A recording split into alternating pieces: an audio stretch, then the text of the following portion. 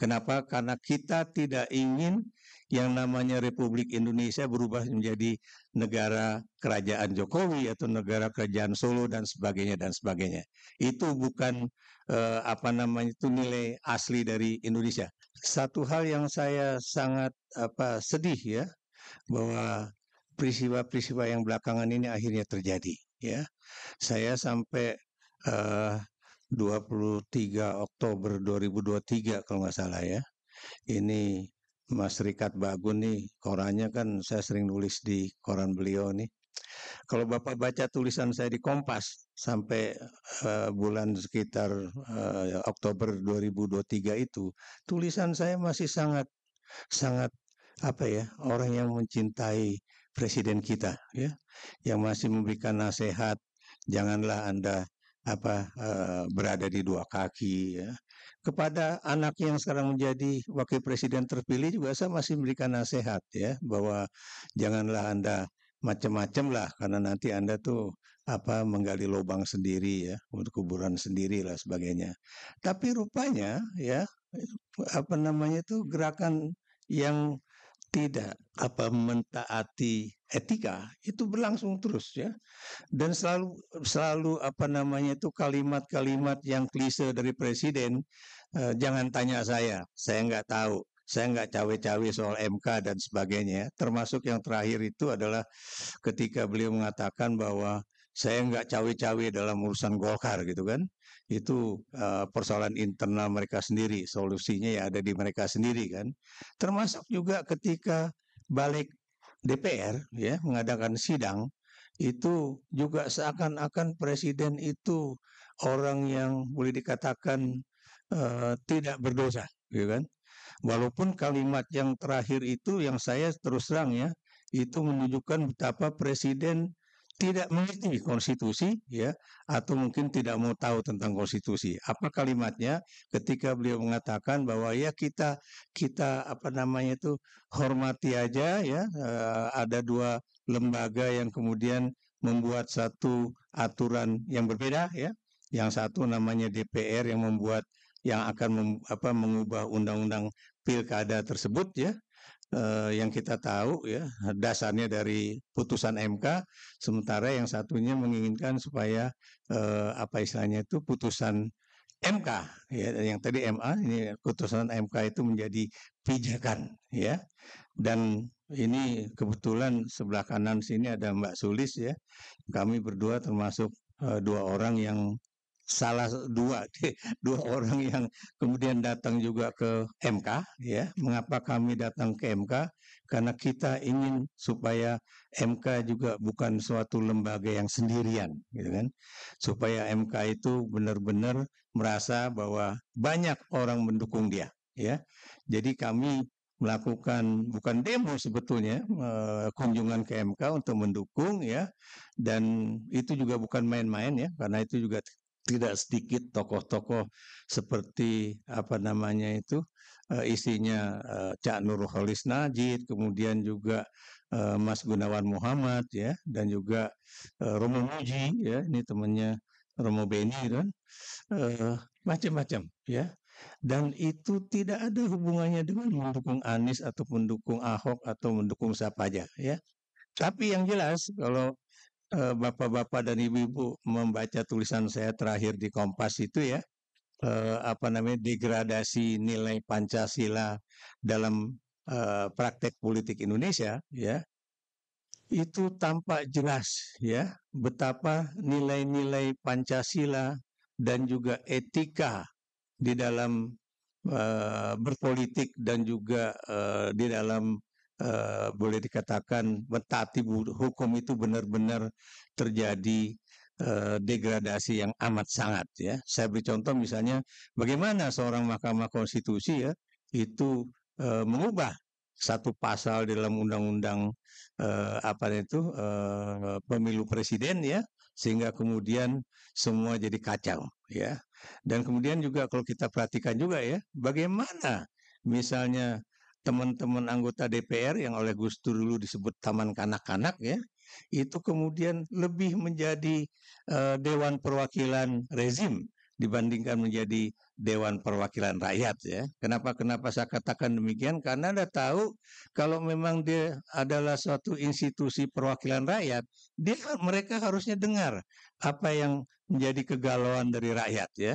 Anda tahu juga ya, Republik ini kalau Anda perhatikan itu kebetulan tadi Pak siapa tuh sebelah saya tuh mereka pegang buku Republikanisme ya.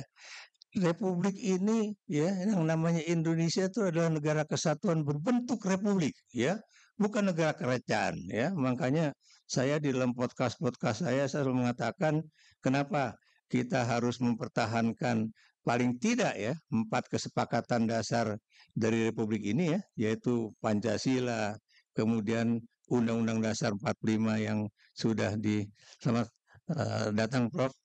Ini beliau juga senior kami di Asosiasi Ilmu Politik di Indonesia. Jadi udah lengkap ini sebenarnya. Jadi apa namanya tuh kami menginginkan sekarang gimana ya kalau kemudian katanya kita tuh Pancasila, ketuhanan yang Maha Esa ya. Saya bingung. Apakah presiden kita, maaf saya kalau ngomong memang begini ya, terus terang, apakah presiden kita itu bertuhan atau tidak gitu kan. Kenapa saya katakan demikian? Kenapa kok beliau tuh nekat banget gitu kan? Seakan-akan rakyat Indonesia itu adalah rakyat-rakyat yang tolol ya. Itu akademisi Indonesia itu adalah orang-orang yang cerewet gitu kan dan kemudian nggak ngerti soal politik dan sebagainya ya. Jadi kalau Bapak lihat mengapa kemarin apa namanya itu setelah balik itu melakukan rame-rame malam-malam itu bikin acara ingin mengubah undang-undang ya undang-undang apa namanya itu pilkada itu yang kemudian menyebabkan kami-kami yang senior-senior dan mahasiswa itu turun ke jalan. Kenapa? Karena kita tidak ingin yang namanya Republik Indonesia berubah menjadi negara kerajaan Jokowi atau negara kerajaan Solo dan sebagainya dan sebagainya. Itu bukan apa namanya itu nilai asli dari Indonesia. Kedua, kalau Anda lihat ya, bagaimana kemudian kelompok ini menjadi suatu kalau dulu zaman Orde Baru ya, itu apa namanya kita tahu dulu ada yang namanya tirani minoritas ya, dan juga menjadi diktator mayoritas. Kenapa saya katakan demikian? Saya mengutip yang gaya lama aja ya. Kenapa demikian? Anda bisa bayangkan, Kimplas ya dibentuk supaya yang namanya Partai Demokrasi Indonesia Perjuangan nggak bisa mencalonkan calon gubernur atau calon bupati atau wali kota di beberapa daerah penting ya. Itu kalau Pak Mahfud bilang sekitar 36 daerah wilayah pemilihan ya. Tapi menurut teman-teman itu ada 150 masih kira dia bilang. Anda bisa bayangkan kalau 150 itu adalah kantong-kantong suara yang penting ya, termasuk Tanah Jawa. Anda bisa bayangkan itu bagaimana di 2029 itu apa namanya itu akan menjadi suatu kantong suara untuk memenangkan Gibran ya. Bagaimana Jokowi ngotot juga supaya yang namanya Kaisang itu bisa masuk menjadi calon gubernur Jawa Tengah ya. Ini buat saya auzubillah min dzalik deh. Dan apa yang kita lakukan kemarin itu adalah bagaimana lagi-lagi ya Indonesia tetap menjadi NKRI, Pancasila tetap menjadi apa namanya itu ideologi negara, kemudian juga termasuk juga Undang-Undang Dasar 45 dan kemajumukan. Kalau Anda perhatikan ya, itu berarti partai politik yang mulai kursi cukup besar di DKI Jakarta nggak bisa mengajukan calon gubernurnya. Sementara itu kalau yang nggak punya kursi malah bisa. Secara logika berpikir masuk akal enggak. Tapi intinya, maaf kata ya, apa yang kami kerjakan kemarin, ini sebagai kalimat saya terakhir, itu adalah untuk mencegah bangunan nepotisme atau apa namanya itu, di mana anak-anak Jokowi itu akan bisa leluasa.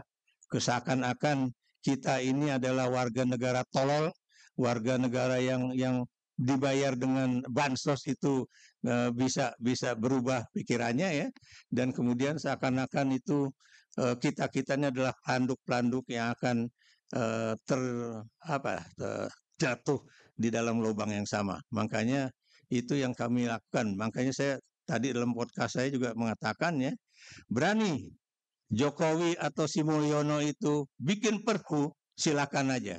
Yang akan terjadi ya, believe it or not, tahun 98 itu akan terjadi lagi.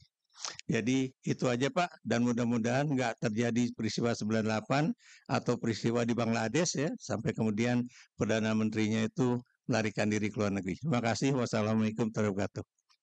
Download Tribun X sekarang, menghadirkan lokal menjadi Indonesia.